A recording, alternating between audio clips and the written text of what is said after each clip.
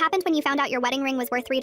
I was getting it cleaned for our 10th anniversary when the jeweler started laughing. He actually laughed, holding my ring up to the light. This is costume jewelry, ma'am. Cubic zirconia and stainless steel. I sell better rings at the mall kiosk for $8. I stood there like an idiot while he explained the platinum was spray-painted steel, and the 2-carat diamond was the kind of CZ they use in children's princess costumes. He felt so bad for me he didn't even charge for the examination. My husband Ryan came from money, serious money. His mom owned a hedge fund and his dad was a federal judge. Our wedding cost $300,000. Ryan's vintage Armani tux alone was $30,000. So finding out he'd given me a $3 ring made no sense. I didn't say anything at first. I went home and looked at our wedding photos. There was his ring, thick platinum band with embedded diamonds, custom designed by Cartier. Then mine, which I now knew was worth less than a sandwich. That night at dinner, I casually mentioned getting my ring cleaned. Ryan barely looked up from his phone. Oh good. It must be filthy after all these years. No guilt, no nervousness, nothing. I started noticing other things. The tennis bracelet he'd given me for Christmas. The diamonds left black marks on paper. The designer purse he bought for my birthday had YSL spelled YLS on the inside tag. The pearl necklace he gave me for our anniversary dissolved slightly in wine. Every gift from my wealthy husband was fake. I finally cracked and went to his parents' house while he was at work. His mom, Margaret, was home organizing charity auctions as usual. I showed her the ring, explained about the jeweler. She laughed so hard she knocked over her laptop. Oh, sweetie, Ryan doesn't have any money. We cut him off 6 years before he met you. My brain short-circuited. But the wedding. We paid for that because we wanted the photos for our political campaign materials. But Ryan's been broke since he tried to start his 5th failed business, and we realized he'd never learn responsibility if we kept enabling him. Margaret explained that Ryan had been pretending to be rich for so long he couldn't stop. He'd rent luxury suits for dates, borrow watches from rental services, use his parents' country club membership to seem wealthy. When we got engaged, he panicked about the ring but figured I'd never check. But he works at that law firm, I said weakly. He's a paralegal, sweetie. He tells everyone he's a partner, but he files documents for $35,000 a year. I drove home in a daze. Our entire marriage was built on him pretending to be rich and me pretending I didn't marry him for money, which, let's be honest, was definitely part of it. We were both con artists who'd conned each other. When I confronted Ryan, he broke down completely. He'd been taking out payday loans to keep up appearances. The vacation to Santorini, maxed out credit cards, the expensive dinners. He'd skip lunch for weeks to afford them. He'd been so terrified I'd leave if I found out he was poor that he'd built this elaborate lie. But I'm not rich either, I said. I'm a public school librarian. I know, he said miserably, but you never lied about it. We sat there in our apartment, which I now realized was in his parents' name, surrounded by rented furniture and fake luxury goods, both feeling like complete idiots. Then Ryan started laughing. Your face when you proposed to me with that ring you saved for 8 months to buy, and I gave you one from Party City. Party City doesn't even sell rings, I said. You're right. It's actually from a gumball machine. I had to buy 17 gumballs to get the one that looked most real. We ended up staying together, partially because divorce is expensive and we're both broke, but mostly because once all the lies were gone, we actually liked each other. We sold his fake watches on Facebook Marketplace, listed honestly as replicas, and made enough for a weekend trip to Vegas. His parents still think we're getting divorced. We let them believe it because Margaret sends Ryan emergency support checks when she feels bad, and we need the money.